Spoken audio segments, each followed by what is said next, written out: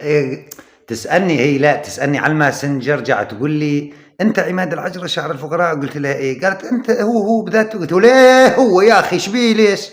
قالت لا قصدي انه يعني المشهورين عارف انه يحطون حدا يرد عنهم ما هم فاضيين او كذا. قلت لا لا لا, لا انا حوار قاعد 24 ساعة، يعني اسمي شعر الفقراء، أفقر مواطن بالجمهورية العربية السورية كلها، شنو شبيه عندك؟ قالت والله بصراحة أنا معجبة جدا جدا جدا بأسلوبك وأدائك وطريقتك. قلت بس بأسلوبي وأدائي بغير شيء ما بي؟ قالت والله بصراحة إيه والله معجبة بيك بشكل كامل. قلت الله ويدك. قالت طيب ليش أجل ما قبلتني صديقة؟ صار لي 5 شهور بعث لك طلب صداقة. قلت لها والله أعتذر منك، الصفحة عندي مسكرة، بإمكانك تكونين متابعة. قالت لا بدك تقبلني صديقة، ما تعرف شو يصير، ما قاعد أقول لك أنا معجبة. قلت شنو تريد تجوزيني يعني؟ قالت والله ما تعرف يجوز. قلت والله إذا تجوزيني إيه أنا قبلان. قالت طيب تمام وأني قبلانة ورايدتك خيو، بس احكي لي عنك، عرفني أكثر عنك، كل اللي أعرفه عنك أسلوبك بالشعر وشعر الفقراء.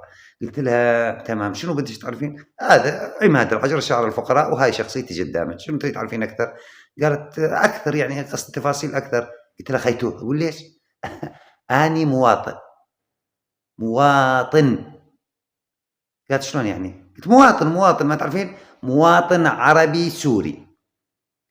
قالت ايش بيه السوريين، بالعكس كنا نحبهم ونحترمهم ولهم مكانتهم بالمجتمع العربي والعالمي.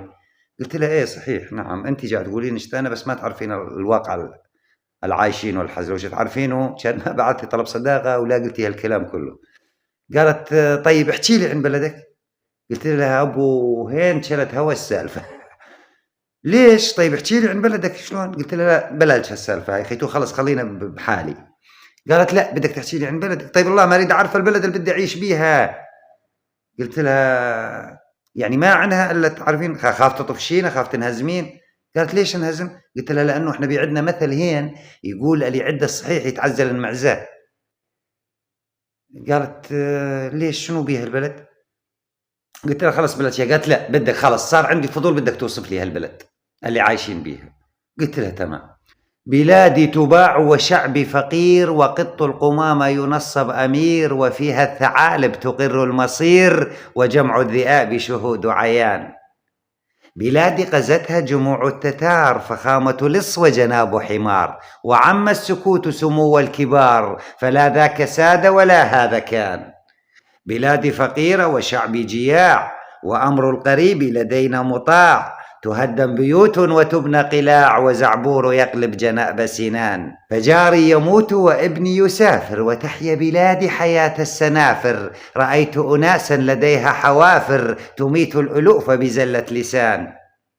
بلادي عجيبة وفيها يسود، نباح الكلاب زئير الأسود، أما المواطن برمز وكود يدأري لخبزه في الأفران. بلادي تموت وقيصر يعيش، ورأسه فوق وسادة ريش، فبرميل نفط وكيل حشيش يساوي مواطن بهذا الزمان. وإن أشوف لك إياها لسه ما خلصت سالفتي، وإن أشوفها القد طلب الصداقة بعد 5 دقائق وإنها حاطت لي حظر. طيباني قلت شي غلط يعني شكاري، انت طلبتي تبي تعرفين شنو قصة المواطن وشلون عايش ببلده. هذا المواطن السوري عايش ببلده هيج، يعني شو بدي احكي لك؟ العمى على هالسالفة ظلت توازي بينا لما قلنا الصحيح. خايف اقول لك انا ما عاد اقول الصحيح. ولا الشاي والطف يا اخي، طف والطف طف.